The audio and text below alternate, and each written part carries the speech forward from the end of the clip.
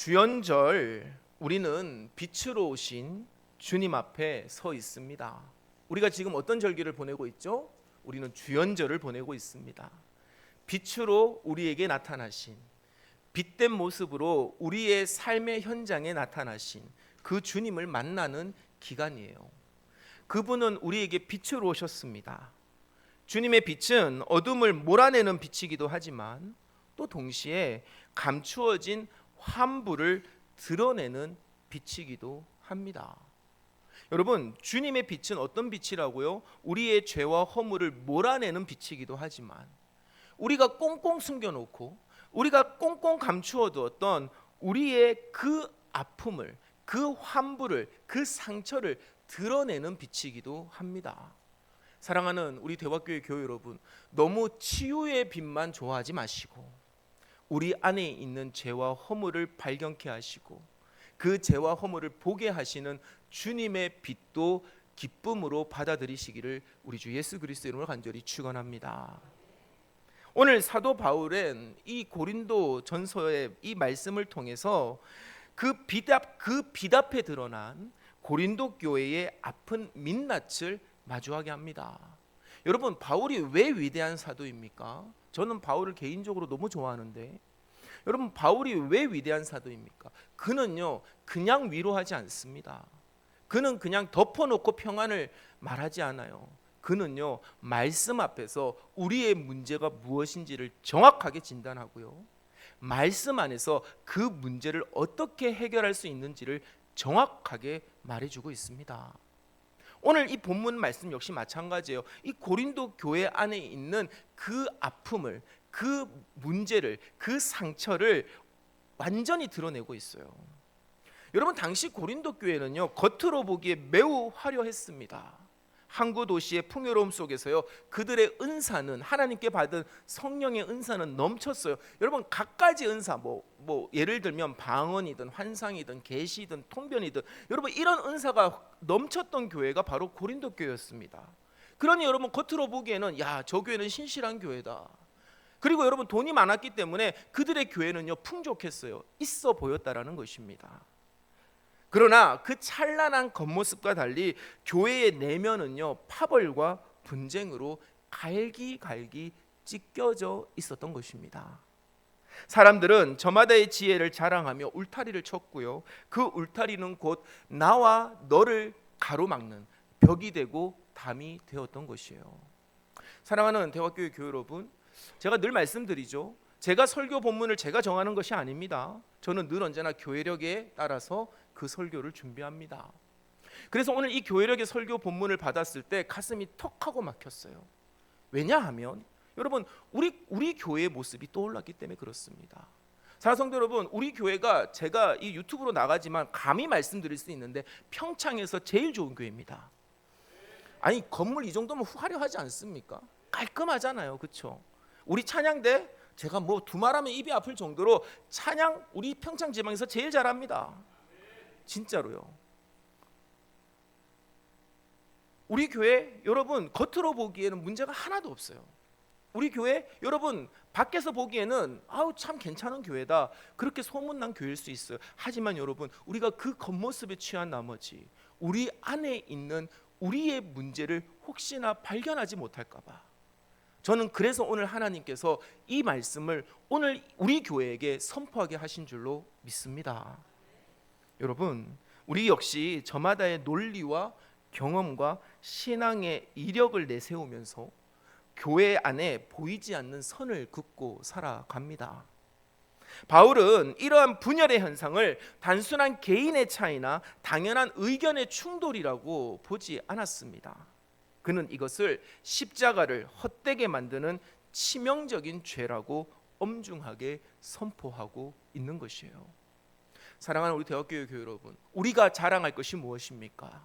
우리 교회의 이 깔끔한 시설을 자랑하실 겁니까? 우리 교회의 이 훌륭한 찬양대를 자랑하실 겁니까? 우리 교회에 갖추어진 시스템을 자랑하실 겁니까? 여러분, 우리가 자랑해야 될 것은 오직 예수 그리스도 한 분밖에 없습니다. 오직 우리가 자랑할 것은 그 예수 그리스도 안에서 합력하여 선을 이루어 나가는 저와 여러분을 자랑하게 되기를 우리 주 예수 그리스도로 간절히 축원합니다. 여러분 10절의 말씀을 한번 같이 봅시다. 10절의 말씀 우리 한번 같이 읽어보겠습니다. 시작. 형제들아 내가 우리 주 예수 그리스도의 이름으로 너희를 권하노니 모두가 같은 말을 하고 너희 가운데 분쟁이 없어 같은 마음과 같은 뜻으로 온전히 합하라. 아멘. 여러분 이 본문 10절에서 바울은요 고린도 교회를 향해서 온전히 하나가 될 것을 교회의 머리가 되시는 주 예수 그리스도의 이름으로 엄중히 권면하고 명령하고 있습니다. 여기서 온전히 합하라라는 이 말씀은 여러분 헬라어로 카타르티조입니다. 카타르티조. 이것은 아주 특별한 의미를 담고 있어요. 여러분 이 카타르티조는요 본래 찢어진 그물을 깁다라는 뜻입니다. 그리고 혹은 어긋난 뼈를 제자리에 맞추다라는 뜻이에요. 지금 고린도 교회가 어떤 상태라는 것입니까? 뼈가 어긋나서 비명을 지르는 몸과 같은 상태입니다. 찢어진 그물처럼 고기를 잡을 수 없는 그물과도 같은 진단인 것이죠. 뼈가 마디에서 벗어나면 어떻게 돼요? 여러분 몸의 기능은 상실하고요 극심한 고통에 빠집니다. 뼈가 빠져보신 분들, 팔 빠지거나 뭐 이렇게 뼈가 어긋나신 분들 그 고통 아시지 않습니까? 일상적인 생활을 하실 수 있나요? 못합니다. 그 뼈를 바로 잡을 때까지는 여러분 극심한 고통 속에서 우리는요 어긋난 삶을 살 수밖에 없어요. 지금 고린도 교회가 그런 상태라는 것입니다. 지금 고린도 교회는 찢어진 그물과도 같습니다. 그래서 여러분 그들은요 온전한 하나님의 복음을 전하지도 못할 뿐더러 그 복음 안에서 새로운 생명을 받아들이지도 못하고 있는 상태인 것이에요. 그런 교회를 향해서 바울은 뭐라고 합니까? 너희는 온전히 합하라. 카타르티조라는 것입니다. 어긋난 뼈를 맞추라는 것입니다. 찢어진 그물을 기어라는 것입니다. 오늘 본문은 오늘 우리에게도 묻습니다. 우리 교회라는 그물은 온전합니까? 사랑하는 대학교의 교회 여러분, 우리 교회는 사람을 거두는 그 그물로서의 기능을 온전히 하고 있습니까? 우리 교회 공동체는 예수 그리스도라고 하는 그 핵심 뼈대에 제대로 맞물려 있습니까? 분열은요 주님의 몸을 아프게 하고 주님의 몸에 상처를 내는 죄입니다. 우리는 너무나 종종 이렇게 말합니다. 나는 저 사람과 스타일이 맞지 않아. 여러분 이렇게 가볍게 넘길 수 있는 문제가 아닙니다. 바울은요 그것이 예수 그리스도의 이름을 욕되게 하는 일이라고 경고하고 있는 것이에요. 우리가 내 스타일, 내 고집이라는 어긋난 위치에서 돌아오지 않는 한 주님의 몸된 교회는 계속해서 탈골된 상태로 신음할 수밖에 없습니다. 분열된 공동체는 결코 하나님의 생명을 담아내는 그물이 될 수 없음을 기억하고 경계하고 저와 여러분은 예수 그리스도와 합하여 주님의 복된 사명을 감당하는 그 기능을 온전히 수행하는 복된 교회가 되기를 우리 주 예수 그리스도의 이름으로 간절히 축원합니다. 여러분 11절에서부터 13절의 말씀을 보면 그중에 12절의 말씀을 보면 오늘 고린도 교회가 분열한 이유가 나와 있어요. 우리 12절의 말씀 한번 같이 읽어볼까요? 내가 이것을 말하거니와 너희가 각각 이르되 나는 바울에게, 나는 아볼로에게, 나는 게바에게, 나는 그리스도에게 속한 자라 한다는 것이니. 아멘. 여러분 이 12절의 말씀을 제대로 이해하셔야 됩니다. 이들이요 사역자들을 진심으로 존경하고 그래서 내가 그 아래에 속했다라고 말하는 것이 아니에요. 고린도 교회의 상황을 살펴보면요 그들은요 정말로 바울을 존경해서, 그들은 정말로 아볼로를 존경해서, 그들은 정말로 베드로를 존경해서, 그들은 정말로 그리스도를 섬기기 때문에 나는 그에게 속했다라고 말하는 것이 아닙니다. 되려 사역자들을 자기들의 세력 가시를 위한 간판으로 삼는 것이에요. 사랑하는 우리 대화교회 교회 여러분, 그런 분들이 있습니다. 저와 여러분, 우리는요 교회를 간판 삼아서는 안 됩니다. 우리는요 우리의 어떤 목사님을 간판 삼아서는 안 돼요. 우리는요 심지어 우리 예수 그리스도를 간판 삼아서는 안 됩니다. 그 간판을 내세우면서 내가 원하는 바를 얻으려고 해서는 안 된다는 것이에요. 사역자의 권위를 빌려서 자신의 입지를 다지고 파벌을 만들어서 세를 불리려고 하는 이 고린도 교회의 어리석음을 우리는 발견하고 그 어리석음을 따르지 않아야 될 줄로 믿습니다. 특히 우리가 경계해야 할 부류는요, 나는 그리스도에게 속하였다라고 말하는 사람들입니다. 이들은요 사람을 따르지 않는 척하면서 사실은요 자기 자신의 판단과 자기 자신의 신앙과 자기 자신의 영성을 절대화하고 있습니다. 나는 너희와 달라. 너희가 바울에게 속했어? 너희가 아볼로에게 속했어? 너희가 베드로에게 속했어? 야, 너희들과 나는 달라. 나는 직접 주님과 소통해 라고 말하면서 형제와 자매를 함부로 정죄하고 비난하고 비판하는 것, 여러분 이것이야말로 가장 무서운 영적인 교만이고 파벌주의인 줄로 기억하시기를 간절히 바랍니다. 우리는 하나님을 믿고 섬긴다고 하지만 실제로 내가 만든 하나님의 형상에 복종하는 경향이 있습니다. 이 말이 어렵습니까? 여러분, 우리는요 하나님을 믿고 섬긴다고 하지만 그 실체를 가만히 살펴보면요 내가 만든 하나님의 형상에 복종하는 경향이 있어요. 내 의를 드러내기 위해서 그리스도의 이름을 도용하는 경우가 많습니다. 누가 이런 일들을 가장 잘할까요? 누가 가장 잘할 것 같아요? 누가 가장 잘할 것 같냐니까요. 지금 여러분들이 보고 있는 저입니다. 여러분, 목사가 가장 빠지기 쉬운 유혹이에요. 내가 하고 싶은 얘기를 성경의 이야기를 통해서 여러분 마치 거룩한 말씀인 척 포장할 수 있다는 것이에요. 사랑하는 우리 대학교의 교회 여러분, 주의 종이 그와 같은 어리석은 죄를 짓지 않도록 기도해 주시기를 간절히 바랍니다. 여러분, 이와 같이 나의 옳음을 증명하려 했던 그 종교적인 야망이요 교회를 아프게 만드는 죄임을 우리는요 이 고린도 교회의 모습을 보면서 깨달아야만 하는 것입니다. 그래서 바울은요 13절에서 통곡하는 심정으로 질문하고 있어요. 우리 13절의 말씀 한번 같이 읽어볼까요? 그리스도께서 어찌 나뉘었느냐? 바울이 너희를 위하여 십자가에 못 박혔으며 바울의 이름으로 너희가 세례를 받았느냐? 아멘. 여러분, 바울은요 너무나 찢어지는 마음으로 얘기하고 있어요. 그리스도께서 어찌 나뉘어졌느냐? 내가 너희에게 복음을 전한 것인데 왜 너희는 나에게 그것을 깨닫지 못하고 왜 나를 통하여 교회를 분열하는 일에 앞장서고 있냐라는 것입니다. 머리 대신 그리스도는 한 분뿐인데 몸인 교회는요 갈기갈기 찢겨 있습니다. 바울은요 자신이 세례를 많이 베풀지 않았음을 다행으로 여길 만큼 교회가 사람 중심으로 흐르는 것을 극도로 경계했어요. 사람이 주인이 되고 사람이 영광을 받는 곳에 그리스도께서는 계실 곳이 없기 때문에 그런 것이에요.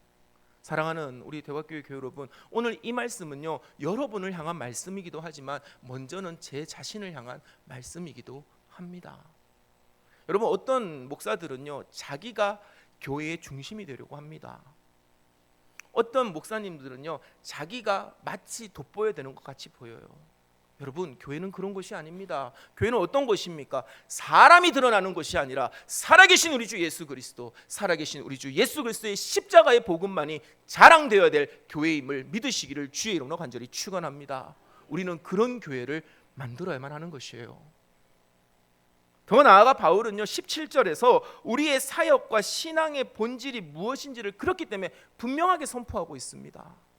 사람이 중심이 되지 않는 교회, 그와 같은 사역, 사람이 중심이 되지 않는 사역, 예수 그리스도의 십자가를 드러내는 그 사역과 그 사역을 위한 본질을 더 자세하게 17절에서부터 18절에 우리에게 말하고 있어요. 우리 한번 같이 읽어봅시다. 고린도전서 1장 17절에서부터 18절까지의 말씀 함께 읽습니다. 시작. 그리스도께서 나를 보내심은 세례를 베풀게 하려 하심이 아니요 오직 복음을 전하게 하려 하심이로되 말의 지혜로 하지 아니함은 그리스도의 십자가가 헛되지 않게 하려 함이라. 십자가의 도가 멸망하는 자들에게는 미련한 것이요 구원을 받는 우리에게는 하나님의 능력이라. 아멘. 여러분, 17절에서요 바울이 굳이 세례를 언급한 이유가 무엇이겠습니까? 우리가 이번에 사경회 하면서 신약을 쫙 훑고 갔잖아요, 그렇죠? 그때도 그 강사님도 그 얘기를 하셨어요. 여러분, 왜 바울이 굳이 세례를 언급했을까요? 여러분, 세례의 본질이 무엇일까요? 세례의 본질은 복음입니다. 즉 그리스도와 합하여 나는 그 물에서 죽고 그리스도로 말미암아 다시 살았다라는 신앙의 고백, 그것이 세례예요. 그러나 고린도 교회 성도들은 이 거룩한 예식마저 자기 중심성을 채우는 도구로 전락시켰던 것입니다. 누구에게 세례를 받았느냐를 따지면서 그것을 자신의 영적인 기득권으로 삼고 파벌을 만들고 세력을 과시하는 자기 자랑의 수단으로 사용한 것입니다. 그래서 바울은 세례의 의미 그리고 그 목적에 대해 고린도 교회 성도들에게 분명한 어조로 말하고 있습니다. 오직 복음을 위하여 세례를 준 것이다. 여러분, 오직 복음을 위하여 세례를 준 것이다. 뒤집어 얘기하면 뭡니까? 너희들끼리 파벌을 나누라고, 너희들의 그 신앙을 자랑하라고 세례를 준 것이 아니라 나는 예수 그리스도와 더불어 죽었다, 나는 예수 그리스도와 더불어 살았다라고 하는 그 복음을 위하여 나는 너희에게 세례를 주었노라고 선포하고 있는 것이에요. 여러분, 복음 위에서 베푸는 세례의 목적이 무엇입니까? 그것은 그리스도의 사람을 세우는 데 있는 것입니다. 여러분, 우리가 교회에서 직분을 맡아서 헌신하고 봉사하는 이유가 무엇입니까? 겉으로는 주를 위한다고 하지만 실상은 나의 영향력을 확인하고 내 곁에 사람을 줄 세우려는 자기 중심적 야망을 위해서라면 우리는 지금 복음이 아니라 종교라는 이름의 자기성을 쌓고 있는 것이에요. 종교라고 하는, 우리는 복음이 아니라 진리가 아니라 종교라고 하는 자기의 성을 쌓고 있는 것입니다. 여러분, 저는 분명히 말씀드릴 수 있어요. 그 성은 반드시 무너집니다. 그 성은 반드시 파괴됩니다. 하나님의 목적에 합당하지 않는 신앙은요, 또 다른 우상 숭배와 다를 바가 없기 때문에 그런 것이에요. 그래서 바울은요, 말의 지혜를 극도로 경계하고 있죠. 17절 후반절에 이렇게 기록되어져 있습니다. 말의 지혜로 하지 아니함은 그리스도의 십자가가 헛되지 않게 하려 함이라. 여러분, 왜 말의 지혜를 말했을까요? 말의 지혜라는 것은 결국에는 자기 주장을 다른 사람들이 복종하도록 만드는 수단이에요. 말의 지혜는요, 자기의 말을 다른 사람들이 복종하게 만드는 수단인 것입니다. 여러분, 당시 고린도 사람들은요, 이 수사학적인 웅변과 철학적인 논증을요 최고의 가치로 삼았습니다. 그래서 고린도 교회에서 고린도 지역 사회에서 유력한 사람들은 보통 어떤 사람들이냐면 말을 잘하는 사람이었어요. 누가 더 말을 잘하느냐, 누가 더 논리적인가에 따라서 그들의 승패가 갈렸던 것입니다. 여러분, 그런데 이 말의 지혜는요, 정말로 치명적인 함정이 있어요. 자기가 자기 논리에 속아 넘어가는 치명적인 약점을 가지고 있어요. 자기 스스로가 자기를 믿고 섬기는 어리석음에 빠지게 되는 것입니다. 그래서 여러분, 바울은요, 고린도전서 3장 18절에서부터 20절에 이렇게 경고하고 있어요. 한번 같이 읽어보겠습니다. 시작. 아무도 자신을 속이지 말라. 너희 중에 누구든지 이 세상에서 지혜 있는 줄로 생각하거든 어리석은 자가 되라. 그리하여야 지혜로운 자가 되리라. 이 세상의 지혜는 하나님께 어리석은 것이니 기록된 바 하나님은 지혜 있는 자들로 하여금 자기 꾀에 빠지게 하시는이라 하였고 또 주께서 지혜 있는 자들의 생각을 헛것으로 아신다 하셨느니라. 아멘. 여러분, 이 세상의 지혜는 하나님께 어리석은 것입니다. 왜 어리석은 것입니까? 자기 꾀에 빠지기 때문에 그래요. 주께서 지혜 있는 자들의 생각을 그렇기 때문에, 자기가 자기 꾀에 빠졌기 때문에 그것이 헛것이라고 분명한 어조로 말씀하고 계시는 것이에요. 여러분, 이 고린도전서의 3장의 말씀을 통해서 바울이 말하고자 하는 것이 무엇인 줄 아십니까? 말의 지혜가 우리를 구원하는 것이 아니라는 것입니다. 오직 복음과 십자가만이 우리를 그리스도 중심으로 이끄는 하나님의 은혜인 줄로 믿습니다. 사랑하는 우리 대학교회 교회 여러분, 말 좀 못하시는 분들 계시죠? 여러분들이 복받은 사람들인 줄로 믿으시기를 간절히 바랍니다. 왜? 우리는 스스로에게 속이지 않기 때문에, 내가 말을 못한다는 사실을 알기 때문에 끊임없이 우리는 여러 번 생각하고 신중하게 그 말을 하는 것이에요. 근데 여러분, 말을 청산유수같이 하는 사람들이 있습니다. 그 사람들은요, 자기가 무슨 말을 했는지 나중에 몰라요. 그러니까 앞에 했던 말과 나중에 뒤에 가는 말이 달라집니다. 자기가 자기 꾀에 빠지는 것이에요. 십자가의 복음은 인간의 모든 교만과 자기를 우상화하려는 모든 시도를 단칼에 부수고 들어오시는 하나님의 강력한 임재입니다. 여러분, 왜 우리가 분열합니까? 내 안에 자기 중심성이 여전히 시퍼렇게 살아있기 때문입니다. 내 논리로 상대방을 굴복시키려는 그 말의 지혜를 포기하지 못하기 때문에 그런 것입니다. 그러나 그것이 결국에는 우리를 헛되게 하고 결국에는 우리를 어리석게 만드는 것입니다. 그래서 바울은 단호하게 말하죠. 그리스도의 십자가, 복음의 정수를 드러내기 위해서 나의 지혜와 자기 중심성을 십자가에 못 박으라고 말하고 있는 것이에요.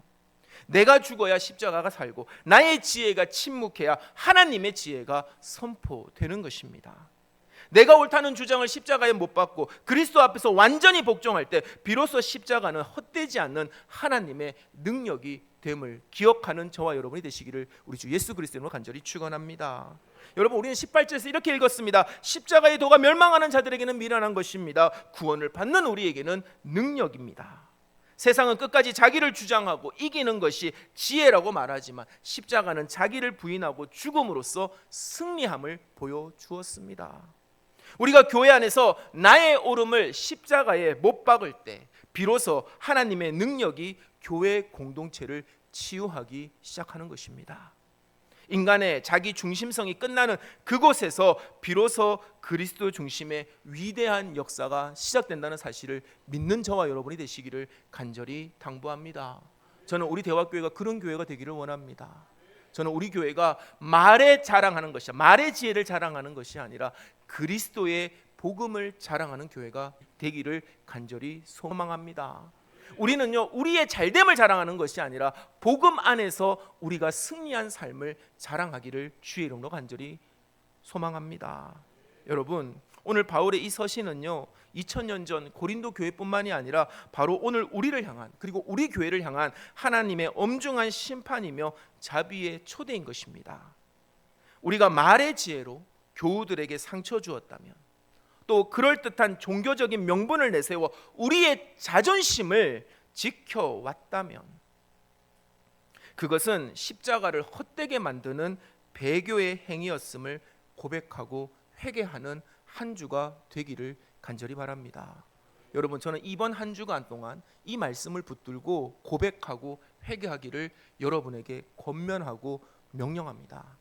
여러분, 우리의 말의 지혜로 혹여라도 내 곁에 있는 자들에게 상처 준 적이 없는지를 한번 생각해 보시기 바랍니다. 그럴듯한 종교적인 명분으로 하나님의 말씀보다 내 자존심을 지키려 했던 적은 없었는지 깊이 생각하시고, 만약에 발견하신다면 누구보다 더 처절하게 주님 앞에 회개하는 한 주가 되어야 될 줄로 믿습니다. 여러분, 우리의 똑똑함을 자랑했던 죄를 회개합시다. 내 편, 네 편을 나누어서 주님의 몸을 찢었던 완악함을 회개합시다. 이제 우리는 세상의 지혜에 복종하는 자들이 아니라 십자가의 미련함에 복종하는 자들이 되어야만 합니다. 삶의 현장에서 우리의 옳음을 십자가에 못 박으십시오. 우리의 자존심을 십자가에 못 박으십시오. 그리스도의 피 묻은 손과 발 앞에 우리의 자랑과 우리의 자존심을 버려야만 합니다.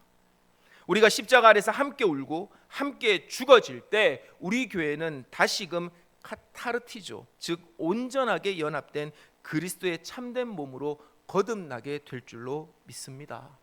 그때 우리 교회는 잘 기어진 그물이 되어 정말로 세상 속에서, 그리고 참된 복음을 깨닫지 못하여 방황하는 자들을 온전히 품을 수 있는 교회가 될 줄로 믿습니다.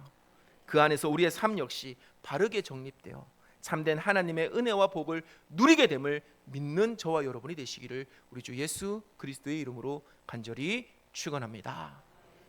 아멘.